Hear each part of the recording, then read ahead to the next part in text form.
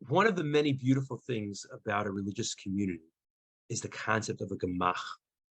It's basically free or highly subsidized giveaways of various items a person might need.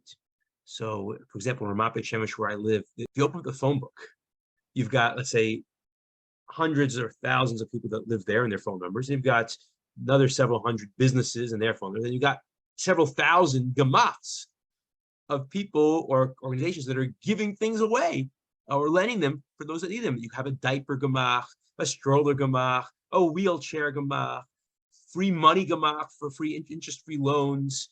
And really, it's almost anything, paper clips, almost anything you could need. You happen to be running low on, you can't get to the store, everything's closed, to a place that you could go for someone to lend a helping hand.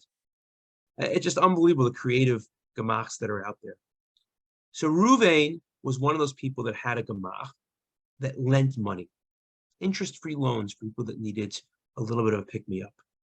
And most of the gemachs that lent money at the time in Jerusalem tended to run out of money by Thursday or Thursday night, because as you got closer and closer to Shabbos and people needed to get food for Shabbos, they came to the gemachs and eventually there was no money left to go around. And therefore Ruvain went out of his way to ensure that his gemach would be open on Friday, just in case someone might get close to Shabbos and not yet have food, not yet have something to wear. And one person walked into his gemach on Friday and said, "Please give me a loan." And Ruvain said, "Well, weren't you here last night getting a loan?" And then said, "Yeah, why? You don't think I need the money?" Really screamed at him. And Ruvain was taken aback a little bit, but he said, "I'm not saying you don't need it, but we have a policy at our gemach that we don't lend money to the same person in such a short period of time." The man then went into a fit of rage and he slapped Ruvain across the face. Ruvain's assistant ran towards the man to try and restrain him. Ruvain held him back and said, "You know what?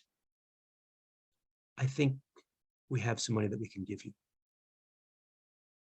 He gave him the loan. The man said, "Thank you." He left. A bunch of neighbors came running in. They heard the commotion. And when they heard what happened, one guy said, "If I were you, I would have confiscated the money I gave him yesterday." And someone else said, "If I were you, I would have slapped him back across the face even harder." And Ruvain said, it was hurtful. It was painful. But I thought to myself, if this man acted in such an angry way towards someone who was doing him a favor, he must really, really need that money. Imagine for a second that person asking for a favor, asking for free money, and he loses it. He lashes out at his benefactor, screams at him, slaps him. No one wants to be around an angry person. No one wants to be friends with an angry person. It is so destructive. The Rambam says, Maimonides, that every character trait has both a good use and a bad use. For example, being lazy can be terrible. A person doesn't get up in the morning for prayers, is too lazy to help their parents with the chores. But at the same time, laziness can be very helpful. Being too lazy to go commit a sin. Being too lazy to go out with friends who want to bring him somewhere that may be inappropriate. Anger, according to the Rambam, is the one trait that is only negative. And therefore it is so important that we try to work on it. And perhaps we can utilize Ruvain's strategy to help with our own challenges. Because if someone does something to us that angers us or frustrates us, perhaps we could stop for a moment and think and try to put ourselves into the other person's shoes. What might he be thinking? What might she be going through?